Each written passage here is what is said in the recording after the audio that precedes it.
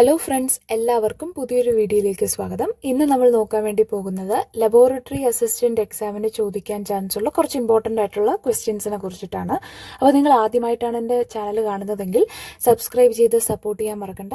അതുമാത്രമല്ലാതെ RRB NTPC എക്സാംസിനുള്ള important ആയിട്ടുള്ള ചോദ്യങ്ങളും അതുപോലെ ഡിഗ്രി പ്രിലിംസ് എക്സാമിന് ചോദിക്കാൻ ചാൻസ് ഉള്ള കുറച്ച് ഇമ്പോർട്ടൻ്റ് ആയിട്ടുള്ള ചോദ്യംസും അപ്ലോഡ് ചെയ്തിട്ടുണ്ട്. അതും കാണാൻ മറക്കണ്ട. അപ്പോൾ നമുക്ക് നേരെ വീഡിയോയിലേക്ക് പോകാം. ആദ്യത്തെ ചോദ്യം, 1940 മാർച്ചിൽ എവിടെ ചേർന്ന മുസ്ലിം ലീഗിന്റെ സമ്മേളനമാണ് പാകിസ്ഥാൻ ഡിമാൻഡ് എന്നറിയപ്പെട്ട പ്രമേയം പാസാക്കിയത്? ഉത്തരം ലാഹോർ. അപ്പോൾ ഇന്ത്യ പാകിസ്ഥാൻ വിഭജനം സംഭവിച്ചതെന്നു ചോദിച്ചാൽ ഓഗസ്റ്റ് 14, 1947 ഇന്ത്യ പാകിസ്ഥാൻ അതിർത്തി വരച്ചത് സിറിൽ റാഡ്ക്ലിഫ് ആണ്. ആ അതിർത്തിയെ പറയുന്ന പേര് റാഡ്ക്ലിഫ് ലൈൻ എന്നാണ്. ഓക്കെ, അപ്പോൾ 1940 മാർച്ചിൽ എവിടെ ചേർന്ന മുസ്ലിം ലീഗിൻ്റെ സമ്മേളനമാണ് പാകിസ്ഥാൻ ഡിമാൻഡ് എന്നറിയപ്പെട്ട പ്രമേയം പാസ്സാക്കിയത് എന്ന് ചോദിച്ചാൽ അതിൻ്റെ ഉത്തരം ലാഹോറാണ്. ഓക്കെ, അപ്പോൾ അടുത്ത ചോദ്യം നോക്കാം. മലയാളത്തിലെ രണ്ടാമത്തെ ചലച്ചിത്രം ഏതായിരുന്നു? മലയാളത്തിലെ രണ്ടാമത്തെ ചലച്ചിത്രം എന്ന് പറയുന്നത് മാർത്താണ്ഡവർമ്മയായിരുന്നു. ഓക്കെ, ഉത്തരം മാർത്താണ്ഡവർമ്മ. അപ്പോൾ മലയാളത്തിലെ ആദ്യത്തെ ചലച്ചിത്രം ഏതെന്ന് ചോദിച്ചാൽ ഉത്തരം ഏതായിരുന്നു? ഉത്തരം വിഗതകുമാരനാണ്. വിഗതകുമാരൻ സംവിധാനം ചെയ്തിരിക്കുന്നത് JC ഡാനിയലാണ്. മലയാള സിനിമയുടെ പിതാവെന്നറിയപ്പെടുന്ന വ്യക്തിയാണ് JC ഡാനിയൽ. ഓക്കെ, സോ മലയാളത്തിലെ രണ്ടാമത്തെ ചലച്ചിത്രം ഏതായിരുന്നു എന്ന് ചോദിച്ചാൽ ഉത്തരം മാർത്താണ്ഡവർമ്മ. ഓക്കെ, അടുത്ത ചോദ്യം നോക്കാം. നെക്സ്റ്റ് ക്വസ്റ്റ്യൻ, അടുത്തിടെ ഏത് രാജ്യമാണ് ആണവായുധമില്ലാത്ത ഹൈഡ്രജൻ ബോംബ് പരീക്ഷിച്ചത്? ഉത്തരം ചൈനയാണ്.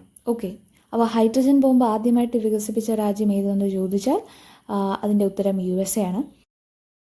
അതുമാത്രമല്ലാതെ അറ്റോമിക് ബോംബ്സിൻ്റെ കാര്യം നോക്കുമ്പോൾ ഇമ്പോർട്ടൻ്റ് ആയിട്ടുള്ള രണ്ട് കാര്യങ്ങളാണ്. ഒന്ന്, ഹിരോഷിമയിൽ ഇട്ട അറ്റോമിക് ബോംബിൻ്റെ പേരെന്ത്? അതിൻ്റെ ഉത്തരം ലിറ്റിൽ ബോയ് ആണ്. പിന്നെ നാഗസാക്കിയിൽ ഏതായിരുന്നു എന്ന് ചോദിച്ചാൽ ഫാറ്റ്മാൻ ആണ്. ഓക്കെ, സോ നമ്മളെ ചോദ്യം ഇതായിരുന്നു, അടുത്തിടെ ഏത് രാജ്യമാണ് ആണവായുധമില്ലാതെ ഹൈഡ്രജൻ ബോംബ് വികസിപ്പിച്ചതെന്ന് ചോദിച്ചാൽ അതിൻ്റെ ഉത്തരം ചൈനയാണ്. ഓക്കെ, അടുത്ത ചോദ്യം, സംസ്ഥാന വിവരാവകാശ കമ്മീഷണർമാർ രാജിക്കത്ത് നൽകേണ്ടത് ആർക്കാണ്? സംസ്ഥാന വിവരാവകാശ കമ്മീഷണർമാർ രാജിക്കത്ത് നൽകേണ്ടത് ഗവർണർക്കാണ്. ഓക്കെ, ഗവർണർ തന്നെയാണ് ഇദ്ദേഹത്തെ അപ്പോയിൻ്റ് ചെയ്യുന്നത്. ഇനി കേന്ദ്ര വിവരാവകാശ കമ്മീഷണർ രാജിക്കത്ത് നൽകേണ്ടത് ആർക്കായിരിക്കും? ഓഫ് കോഴ്സ് അത് രാഷ്ട്രപതിക്കായിരിക്കും. ഓക്കെ, സോ നമ്മുടെ ചോദ്യത്തായിരുന്നു സംസ്ഥാന വിവരാവകാശ കമ്മീഷണർമാർ രാജിക്കത്ത് നൽകേണ്ടത് ആർക്ക്? ഉത്തരം ഗവർണർക്കാണ്. അപ്പോൾ അടുത്ത ചോദ്യം നോക്കാം. നെക്സ്റ്റ് ക്വസ്റ്റ്യൻ, ഭരണഘടനയുടെ 165 അനുച്ഛേദത്തിൽ പരാമർശിക്കപ്പെടുന്നത് ആരെക്കുറിച്ചാണ്? ഉത്തരം അഡ്വക്കേറ്റ് ജനറൽ. ഓക്കെ, ഇനി അറ്റോർണി ജനറൽ ഓഫ് ഇന്ത്യയെ കുറിച്ചിട്ട് പരാമർശിക്കപ്പെടുന്ന ആർട്ടിക്കിൾ എന്ന് ചോദിച്ചാൽ അതിൻ്റെ ഉത്തരം 76. Okay, attorney general of India എന്ന് പറയുന്നത് അല്ലെങ്കിൽ അറ്റോർണി ജനറൽ എന്ന് പറയുന്നത് ഹയസ്റ്റ് ലോ ഓഫീസറാണ് ഇന്ത്യയിലെ. ഓക്കെ, അപ്പോൾ അദ്ദേഹത്തെക്കുറിച്ച് പരാമർശിക്കുന്നത് 76. ഇനി ഭരണഘടനയുടെ 165 അനുച്ഛേദത്തിൽ പരാമർശിക്കപ്പെടുന്നത് അഡ്വക്കേറ്റ് ജനറലിനെ കുറിച്ചിട്ടാണ്. ഓക്കെ, സ്റ്റേറ്റ്സിലാണ്, ഓരോ സംസ്ഥാനങ്ങളിലാണ് അത്തരത്തിലുള്ള ഓഫീസേഴ്സിനെ നിയമിക്കുന്നത്. അടുത്ത ചോദ്യം, ഓസോൺ പാളിക്ക് കേടുവരുത്തുന്ന രാസവസ്തുക്കളെ പുറന്തള്ളുന്നത് നിയന്ത്രിക്കാനുള്ള മോൺട്രിയൽ പ്രോട്ടോകോൾ ഒപ്പിട്ടതെന്ന്?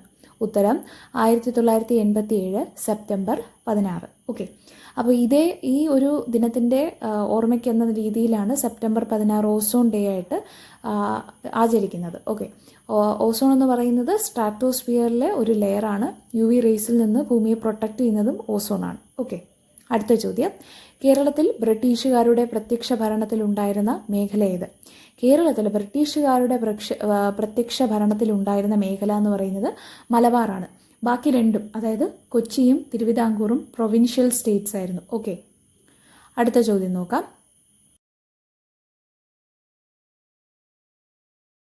ഏത് തത്വമാണ് 42ാം ഭേദഗതി പ്രകാരം ഇന്ത്യൻ ഭരണഘടനയുടെ ആമുഖത്തിൽ കൂട്ടിച്ചേർത്തത്?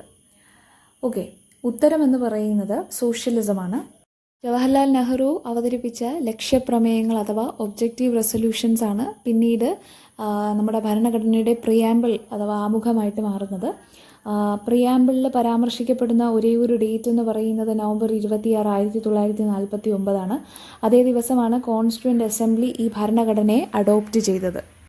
അപ്പോൾ നമ്മുടെ ക്വസ്റ്റ്യനിലേക്ക് നോക്കുമ്പോൾ ഏത് തത്വമാണ് 42ാം ഭേദഗതി പ്രകാരം ഇന്ത്യൻ ഭരണഘടനയുടെ ആമുഖത്തിൽ കൂട്ടിച്ചേർത്തതെന്ന് ചോദിച്ചാൽ ഉത്തരം സോഷ്യലിസമാണ്. അടുത്ത ചോദ്യം, കത്തുകൾ, നോട്ടീസുകൾ മുതലായവ തയ്യാറാക്കാൻ ഉപയോഗിക്കുന്ന സോഫ്റ്റ്വെയർ ഏത്? കത്തുകളും നോട്ടീസുകളും ഒക്കെ തയ്യാറാക്കാൻ വേണ്ടി നമ്മൾ ഉപയോഗിക്കുന്ന സോഫ്റ്റ്വെയർ എന്ന് പറയുന്നത് വേർഡ് പ്രോസസ്സറാണ്. ഓക്കെ, വേർഡ് പ്രോസസ്സറാണ് ഈ ആവശ്യങ്ങൾക്കായിട്ട് ഉപയോഗിക്കുന്ന സോഫ്റ്റ്വെയർ. ഓക്കെ, അപ്പോൾ അടുത്ത ചോദ്യം നോക്കാം. നെക്സ്റ്റ് ക്വസ്റ്റ്യൻ, ഏത് അന്തർദേശീയ കായിക സംഘടനയുടെ ആപ്തവാക്യമാണ് for the game for the world? ഇതിൻ്റെ ഉത്തരം ഫിഫയാണ്. ഓക്കെ, ഫിഫയുടെ ആപ്തവാക്യമാണ് for the game for the world എന്ന് പറയുന്നത്. ഫിഫയുടെ ഫുൾ ഫോം എന്ന് പറയുമ്പോൾ international federation of association football എന്നാണ്. ഇതിൻ്റെ ഹെഡ് ക്വാർട്ടേഴ്സ് വന്നിട്ട് സ്വിറ്റ്സർലാൻഡിലാണ്. ഓക്കെ, സോ ഏത് അന്തർദേശീയ കായിക സംഘടനയുടെ ആപ്തവാക്യമാണ് for the game for the world എന്ന് ചോദിച്ചാൽ അതിൻ്റെ ഉത്തരം ഫിഫയാണ്. ഓക്കെ, ഈ വീഡിയോ നിങ്ങൾക്ക് ഉപകാരപ്രദമാകുമെന്ന് ഞാൻ വിശ്വസിക്കുന്നു. എന്തെങ്കിലും അഭിപ്രായങ്ങൾ ഉണ്ടെങ്കിൽ കമൻറ്റ് ബോക്സിൽ രേഖപ്പെടുത്തുക. ആൻഡ് നിങ്ങൾ മറ്റ് ഗവൺമെൻറ് ജോബ്സിന് വേണ്ടി പഠിക്കുന്നവരാണെങ്കിൽ അതുമായി ബന്ധപ്പെട്ട RRB, NTPC, അതുപോലെ ഡിഗ്രി പ്രിലിംസ് പോലെയുള്ള എക്സാംസിന് ഇമ്പോർട്ടൻ്റ് ആയിട്ടുള്ള ചോദ്യങ്ങളും ഈ ചാനലിൽ അപ്ലോഡ് ചെയ്തിട്ടുണ്ട്. അതും കൂടെ കണ്ടു നോക്കുക. ഇതുവരെയും ചാനൽ സബ്സ്ക്രൈബ് ചെയ്തിട്ടില്ലെങ്കിൽ സബ്സ്ക്രൈബ് ചെയ്യാനും മറക്കണ്ട. അപ്പോൾ ഇനി പുതിയൊരു വീഡിയോയിൽ കാണാം.